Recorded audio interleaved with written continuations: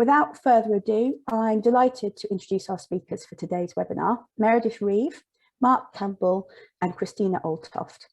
Meredith is Head of Next Generation Assessment for General Qualifications at Pearson. She began her career in education over 15 years ago as a senior secondary teacher and chief examiner in her native country of Australia. Meredith has a wealth of experience across academic, vocational and skills-based qualifications in the UK and internationally, and she's passionate about exploring future models of assessment that elevate the learner experience and best equip young people for the next steps in their lives. Mark is Head of Online Assessment Transformation at Pearson. He joined us in 2007 as an IT project manager, and after completing a major system rewrite and international English project, he was appointed to run the IT development and delivery for the National Curriculum Test, SATs, in England from 2009 through to 2019, at which point he then moved into assessment, managing Pearson's online assessment, delivery and marking platforms, bringing with him a huge wealth of experience. And finally, Christina is Head of Assessment Services for Pearson School Qualifications. She joined Pearson in 2012 as a partnership manager, working closely with school leadership teams. She then moved into the curriculum management team, leading on science, and helped drive and change and improvements into the heart of our science qualifications.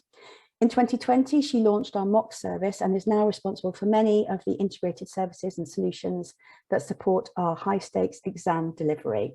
So an assembled team of crack experts in assessment. So welcome to all of you, and over to you. Thanks very much, Susie, for the lovely introduction. Good morning, good afternoon, good evening, everyone, depending on where you are. Thanks so much for joining us. I know that Mark, Christina and myself are really excited to be here today to talk to you about on-screen assessment, and it's great to have representatives from such a broad range of nations across the world. So thanks for joining us. In terms of the structure for today's Big Think webinar, I will be introducing a little bit about our vision for on-screen assessment at Pearson, and talking to you a little bit about the customer research that has led us to that point.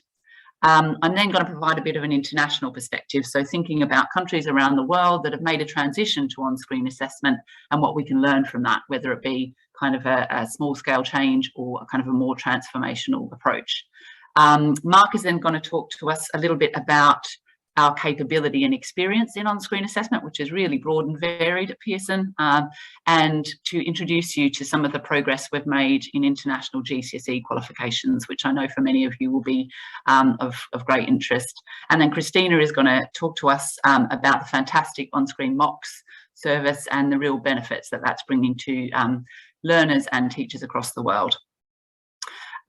So in terms of our vision for on-screen assessment, our mission is to accelerate the education world's transition to on-screen learning, teaching and assessment that's authentic to learners' home and work lives.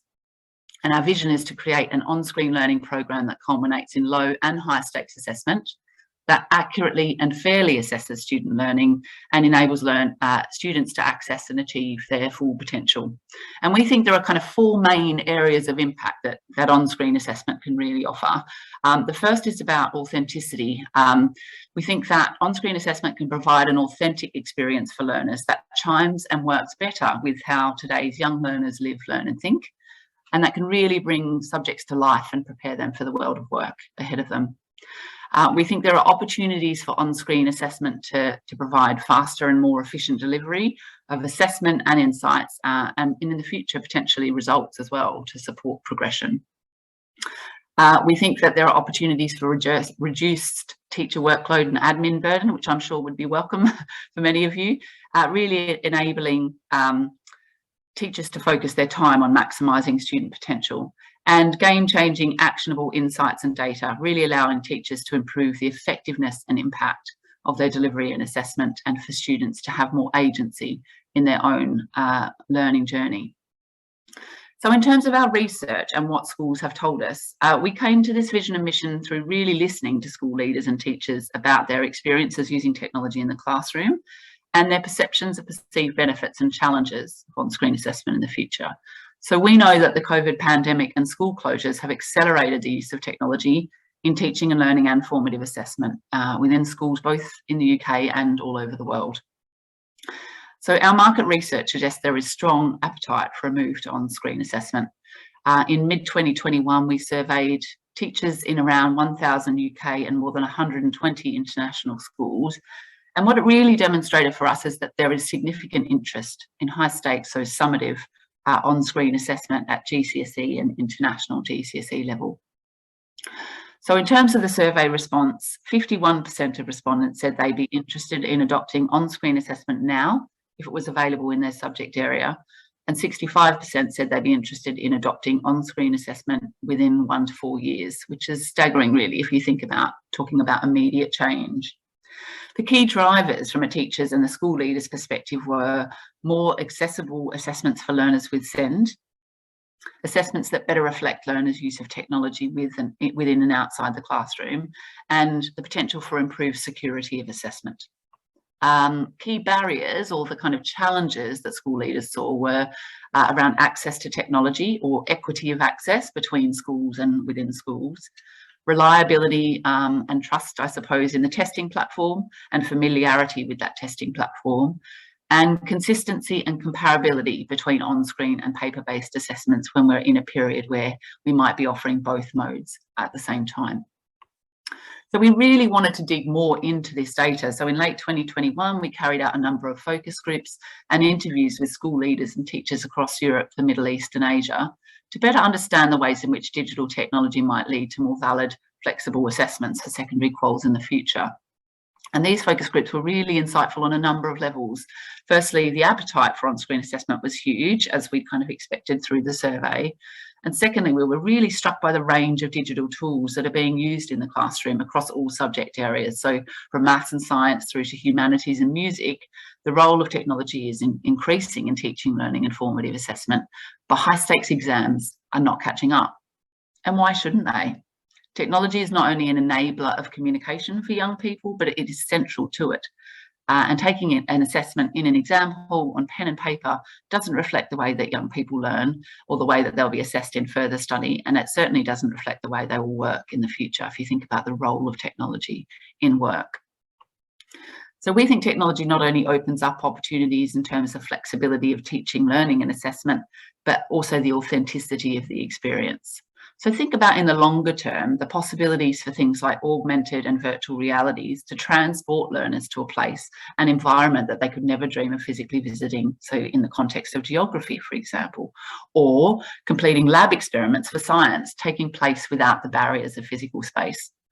What if assessments could be taken on demand, taken when students are ready, taken remotely with invigilation software that ensures the security of the exam when schools are closed? There are lots of possibilities for the future of on-screen assessment, and we think we're only at the beginning of the journey. So at this point, I'd just like to pause for a quick poll. So it'd be great in terms of a temperature check, if you could see on the screen, what is the most important thing that you would need to make the transition to on-screen assessment? So if you could take a moment just to reflect on the options there and to let us know your thoughts, that would be fantastic. So what we know as well is that some countries have already made the plunge, taken the plunge, I should say, and really made a transition to on-screen assessment in quite a transformational way.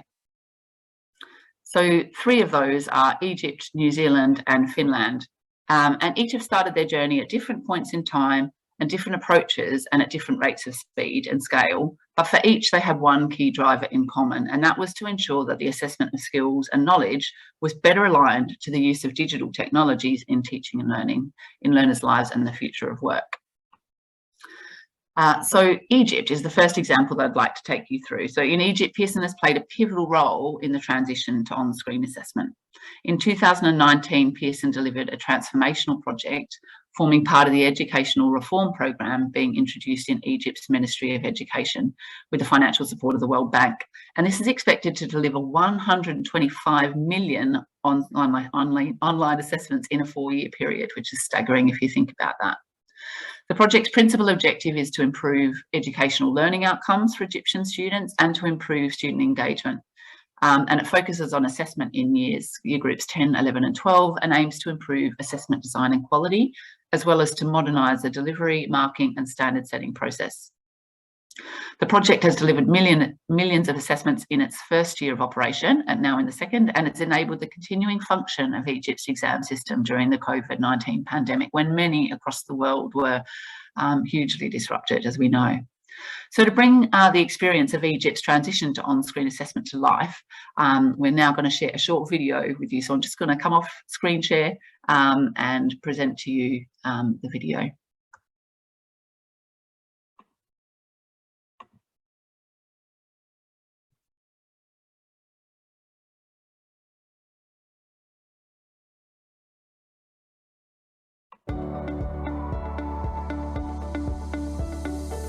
This project first started back in early 2018 when the Education Minister in Egypt, Dr. Tariq, approached us. What he basically wanted to do is to move away from pencil and paper exams and go totally online, which was a bold plan. This initiative hasn't been done anywhere in the world. We're talking about 500,000 students every day accessing the exam at the same time. We had to deploy this platform within around 6 months, which hasn't been done before. Dr. Tariq knew that he would need a company with the reputation of Pearson to be able to pull this off. Looking back at the need to reform in Egypt, there was perception within the country that their assessment system and their education system was broken. There was a widespread emphasis on memorization and rote learning, and also there was a widespread perception that the system wasn't really fair. It was a huge challenge. We faced cultural challenges like working to win over public perception, and technological challenges like setting up the infrastructure and data security for the first time. Pearson had a great advantage because we have a really skilled team across the globe. We were basically working 7 days a week, 16 hours a day to make this happen. We conquered all of the setbacks and in one short year delivered very spectacularly on the overall programme. The solution that we came up with was a totally electronic solution, from the writing the exams all the way through to the delivery of the results.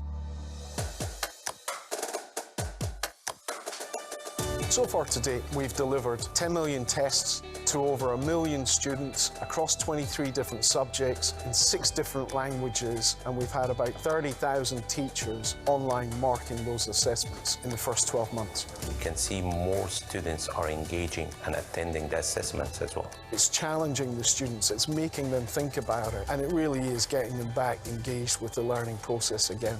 Egypt has delivered a major benefit to all of its citizens. They've junked an out-of-date system and they've moved to one which is one of the most advanced in the world. Given that I grew up in Egypt, it's really rewarding and it makes me really proud to see how the Egyptian educational system is transforming. With this platform, we've now got the capability to take this, replicate it, make it even better anywhere else in the world. This is just the beginning of the journey.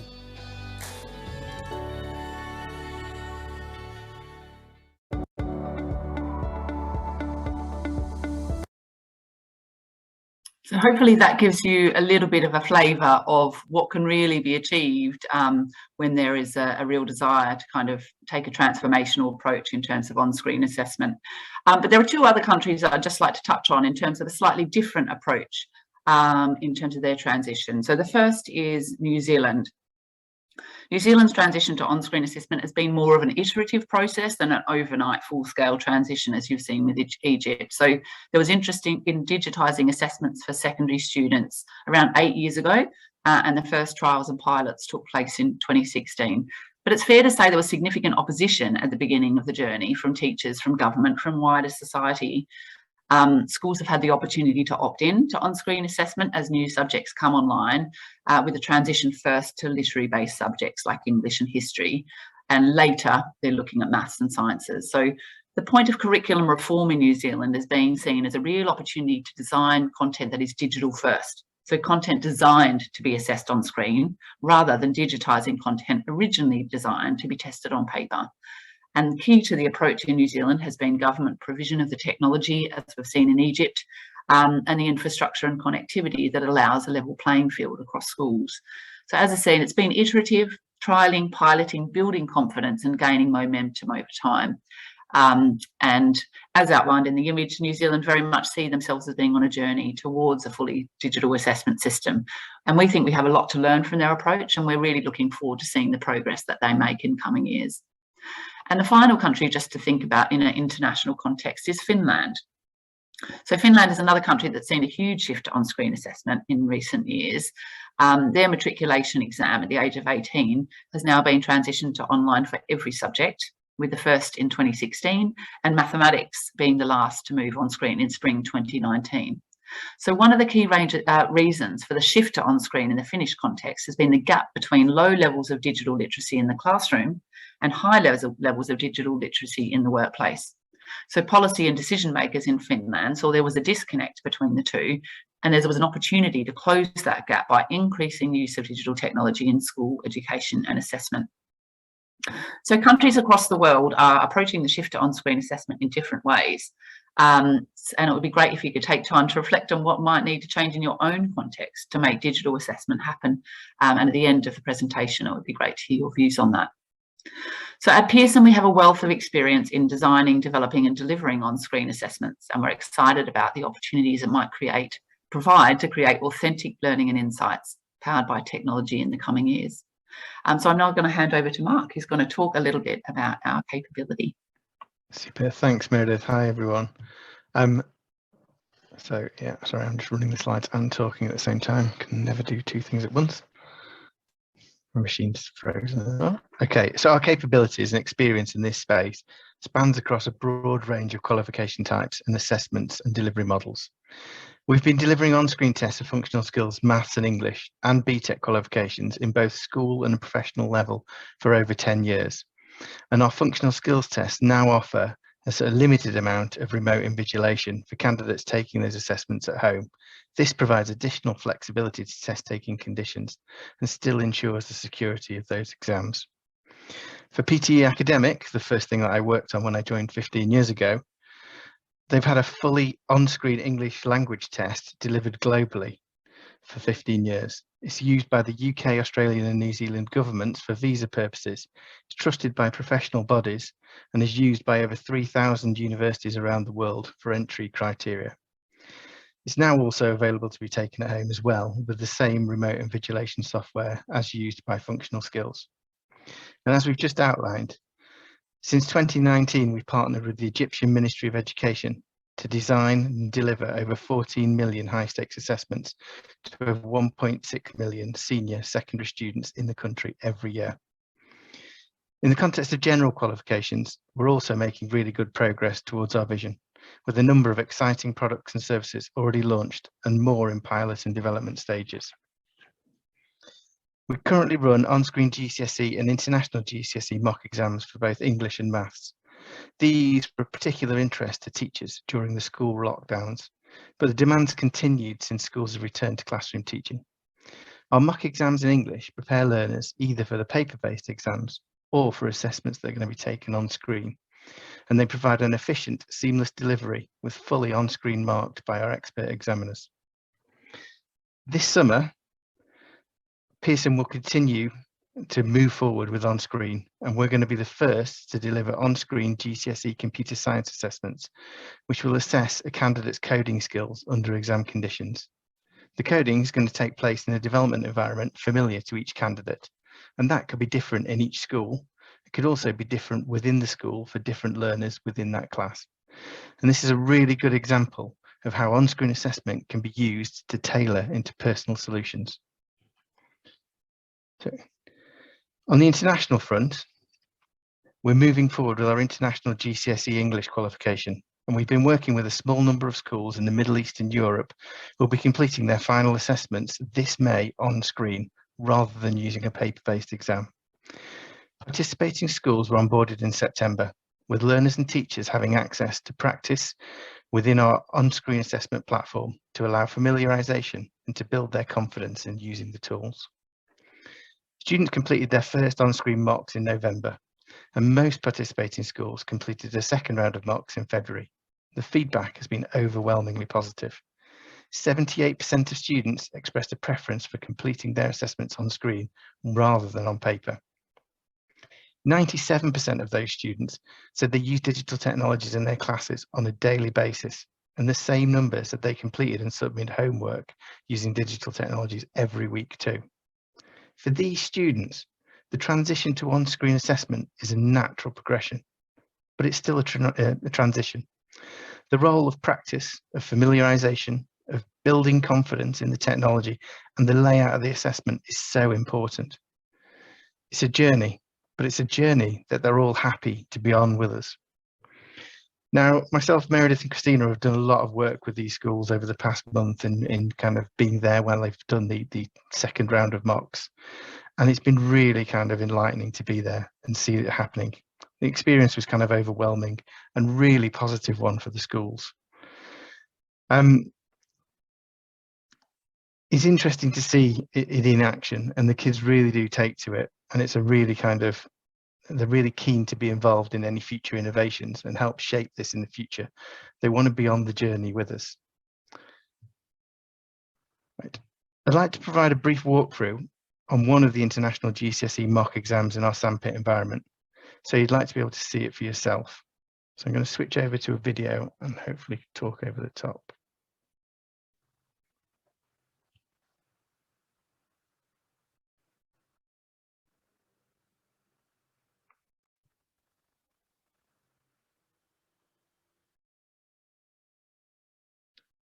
Okay, so logging into the assessment, we can see the exam cover is pretty much like the paper-based equivalent.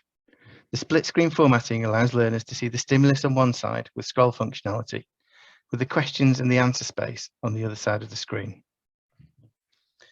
The learner is able to highlight text in a number of different colours,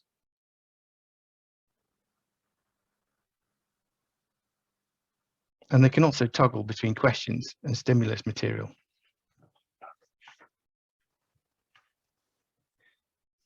Learners are able to choose the relevant questions where there is a choice available.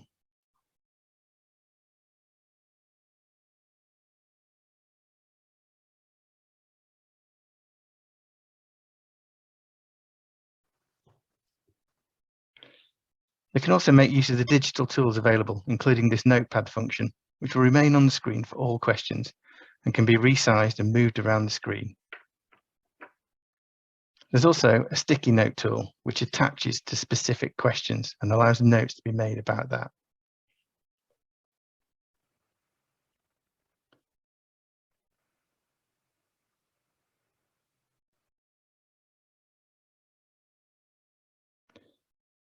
Students can underline text in order to assist with their own planning and focus.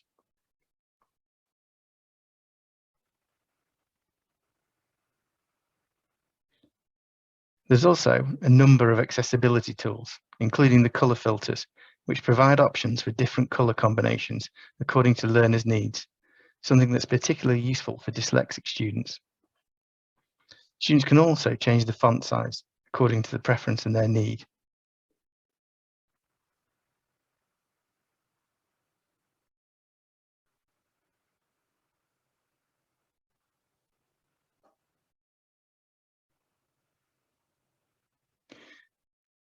And they can also flag questions to come back to.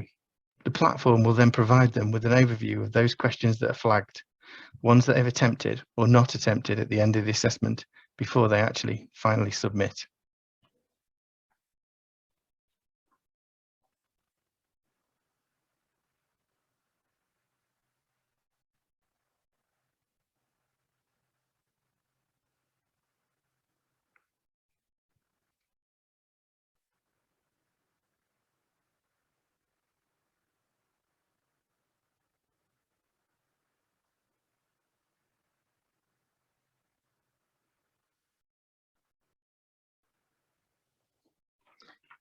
So that's the kind of student view and their experience of this. In addition to this, we also have an invigilator capability. And the invigilator has the ability to follow question by question every student's progress through the on-screen platform for the entire duration of the exam. Students are able to flag any concerns to an invigilator through the use of a single button. English language is a subject that translates well to on-screen, and hopefully this has provided you with a visual understanding of the process. I'll hand back to Meredith for the design. Thanks very much indeed, Mark. Yeah, so just a note about our approach in terms of inclusive design, which to us is really important. one moment while I just bring it up. So in thinking about what we assess using on-screen technologies, inclusive design is a really important aspect. So almost 1/5 of the population of learners in England have some form of special educational need or disabilities or SEND, and or are on an educational health and healthcare plan to provide them with additional support in their education journey. So a proportion of learners are already using digital technology to complete their exams under access arrangements. So for example, in 2019 alone, around 10,000 exam scripts were completed using a word processor by SEND learners taking Pearson qualifications with access arrangements in place. So we need to continue to build our understanding of how our on-screen assessments can provide inclusive and fair access for all learners through, for example, embedding principles of universal design and inbuilt accessibility options within the platform. So Pearson has partnered with Assessment Microanalytics, or AMA, out of the University of East Anglia to understand the experiences of learners with SEND when interacting with our on-screen platform and assessment content. So we ran an initial small-scale study in 2021 with learners with a range of SEND characteristics from mainstream schools, and the report will be available on our website. So as you can see on the image, using eye tracking technology, the researchers were able to understand the cognitive process for learners participating in the study. So how they interacted with the assessment and how layout and presentation impacted on their test-taking experience. In terms of preference and enjoyment, there was overwhelming support from both teachers and students for digital exams. However, student preferences and enjoyment didn't always result in good accessibility, user experience and item performance. And this is something that needs careful consideration as we transition more towards digital forms of assessment. So to that end, we're also working with a small number of specialist providers to understand the experience of learners with more severe SEND characteristics. And we think that continuing to put these learners' voices at the centre of these studies will help us to shed light on what might make the experience of taking digital assessments more accessible and more inclusive in the future. So I'm now going to hand over to Christina to talk to us about the really exciting on-screen mock service that she is leading. Thanks, Meredith. Hi, everybody. I'm here in a very sunny London, so we're taking advantage of a rare patch of sunlight that we're experiencing at the moment. And I have the pleasure of talking to you about our on-screen mock service. And we're really excited about this at the moment because it's an opportunity for you to get a real feel about what the future of on-screen assessments might look like right now. So the mock service, just to give you a bit of background, the mock service was created directly with teachers. And what I mean by that is we worked with a variety of centres to understand the biggest strain on workload at the moment. And as you'll know, and it won't be a surprise to anybody on this call, marking came up as one of the biggest pinch points. Now, within Edexcel, obviously, we have thousands of expert examiners. So we were really looking to create a service where we could tap into that level of expertise and turn it into a service that we can use to tangibly take away the burden of marking mock exams from our centres. Now, as we all know, mocks are essential for exam preparation, essential to helping students understand what to expect, and really crucially, essential to help support teachers identifying those really specific areas on where we need to focus revision, intervention in the lead up to the high stakes exams. So our on-screen mock service does a number of different things. It lightens the load on teachers.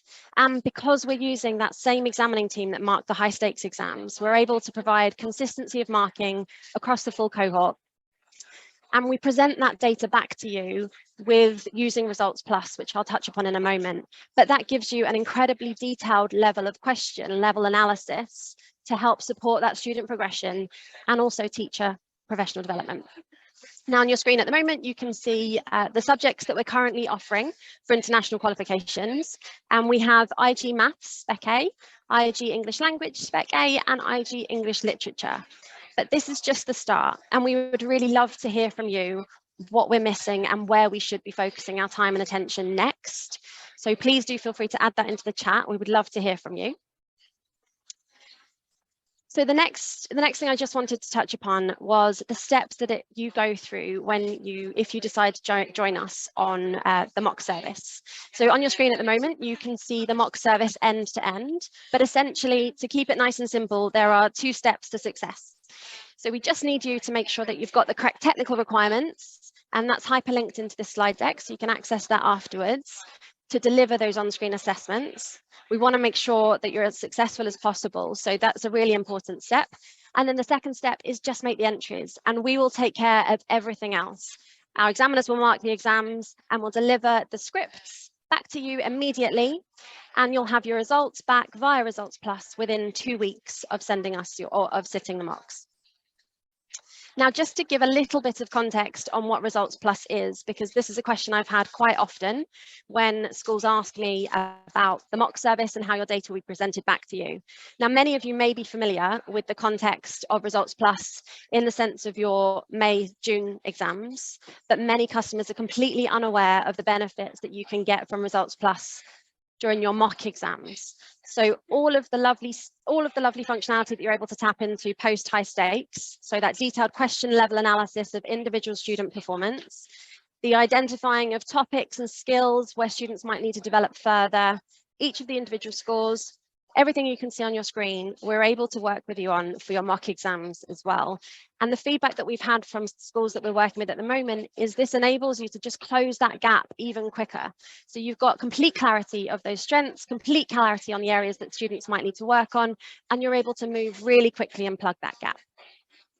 And then just on the next slide, I've got a quick visual of Results Plus, because one of my favorite things about Results Plus is how easy it is to see where those strengths are, how easy it is to see and pinpoint where you might want to be focused on and work on next.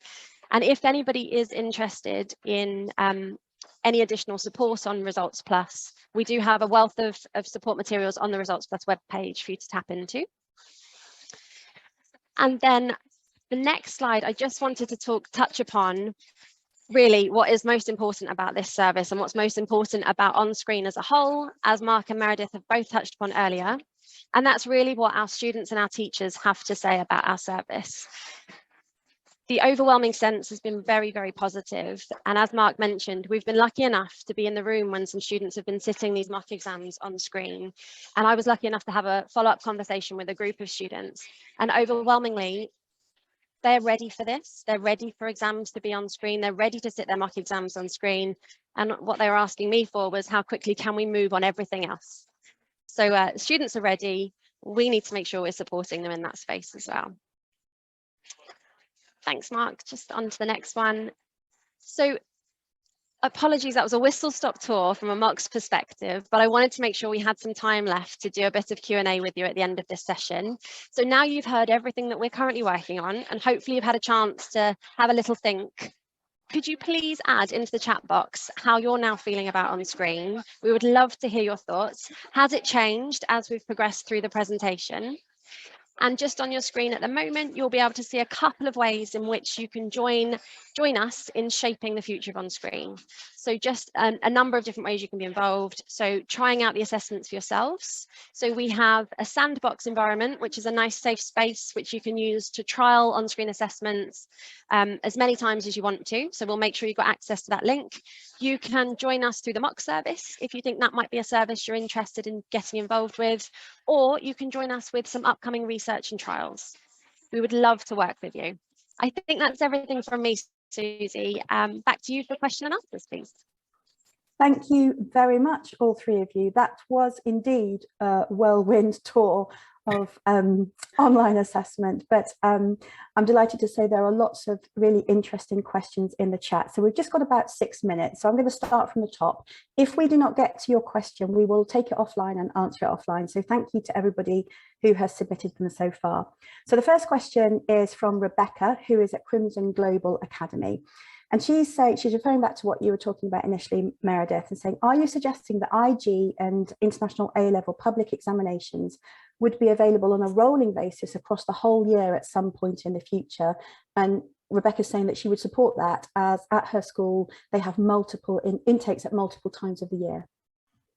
Thanks, Susie. Thanks very much for the great question. So what I would say is we're certainly not suggesting that that's going to happen for IG and IAL qualifications in the immediate future. But what I guess is interesting about on-screen assessment and the way that you author question papers in a different way for on-screen assessment is that it does allow to think about different opportunities and more flexible kind of modes of delivery and models for delivery. So I would say never say never. And I would say that, yeah, the opportunity is there to think differently about what we're doing at the moment. Brilliant, thank you. Simon is in Sri Lanka, And he's asking, are there any charities or organisations that could help a bold school take this leap of faith and provide his pupils with the kit needed to access it? In the Egyptian video, the children looked like they were using iPads. Do we know of any support available in different locations? It's a really good question. I don't know, I genuinely don't know the answer to that in terms of your location, Simon, but I think it's certainly something that we are thinking about in terms of equity of access, because we absolutely understand that this is going to be something that schools kind of adopt over time, but there are lots of bigger questions about equity of access. So I would say that any support that we can provide in terms of locating support services, we'd be really happy to do so. So please do connect with us in the kind of follow-ups. But yeah, it's certainly a wider question that we know needs to be addressed. Lovely. We know that the technology companies are really keen to be involved in this as well, so they might be an area that we could approach. Those, if Egypt, they used Samsung tablets, but they were supplied by the Ministry of Education for Egypt. They did a deal with Samsung for that. Great, thanks, Mark. Rebecca has also asked, how do you see the marking changing in the future with the change in methods of assessment that on-screen examinations present? Are we researching AI in marking written responses? I can answer that. Yes, we are. Primarily around the kind of really low stakes formative assessment, so marking classwork, marking homework. We'll test out how well that works and how effective it is before we can then roll on to kind of high stakes assessment.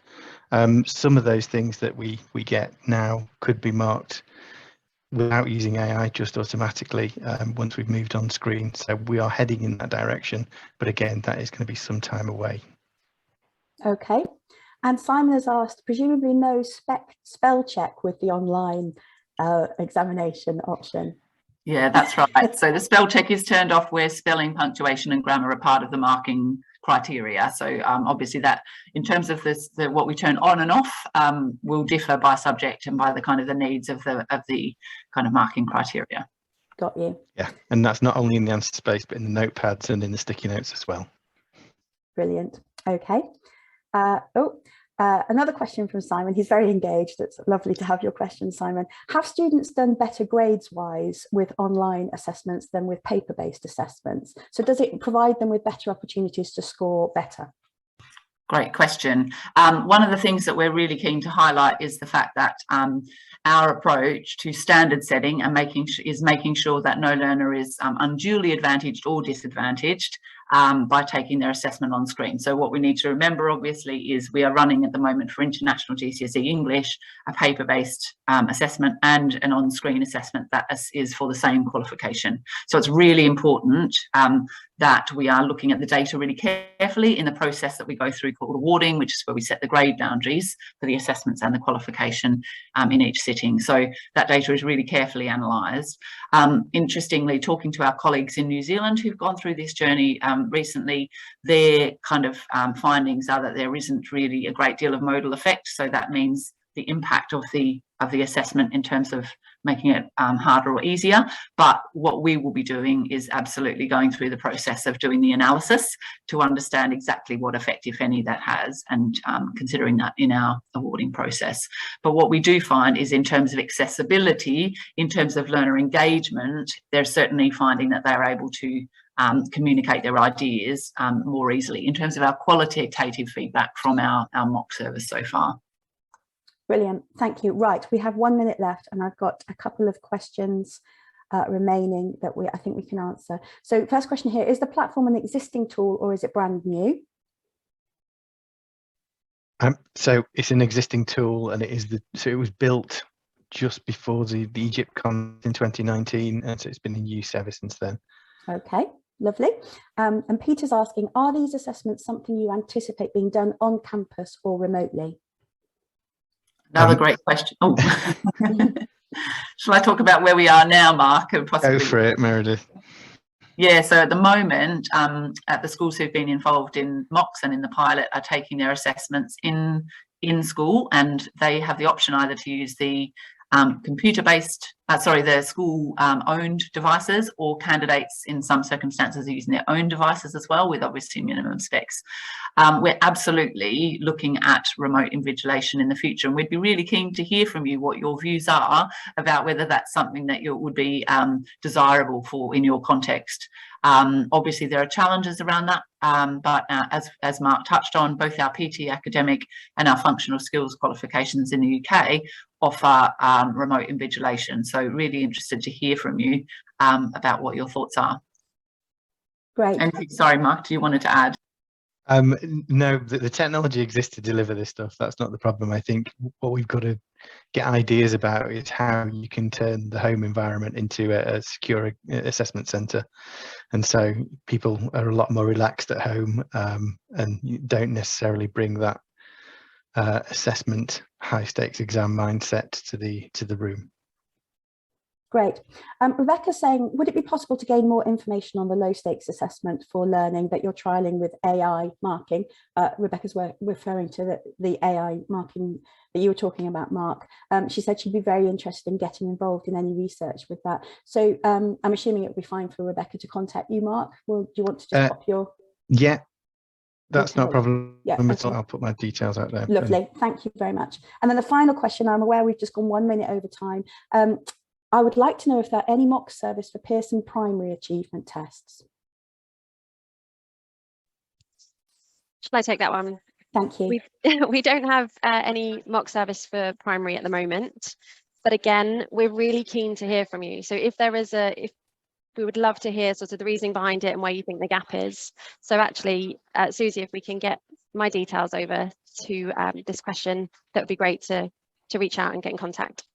Wonderful. Yes, Christina, just pop your details in the chat box, and then they can pick them up from there. That'd be brilliant. Right, thank you for staying with us. I'm aware that we've gone just slightly beyond our time, and thank you to Meredith, Mark and Christina, and to all of you who've joined us here today. We will share certificates of attendance, a link to the recording of this webinar, and a form for you to find out more about on-screen assessment at Pearson. We'll send that by email to you tomorrow. And I will just give a very quick plug for the next big think in our series, which will take place at the end of April, where we'll be discussing the evolving role of online schooling as a way to add breadth and depth to your curriculum. And we're hoping to have some international school leaders who are making some really brave and innovative strides in that space. So do look out for launch comms about that one soon. I do hope you can join us for that. And thank you again for joining us. Thanks to our presenters, and have a great rest of the week, everybody.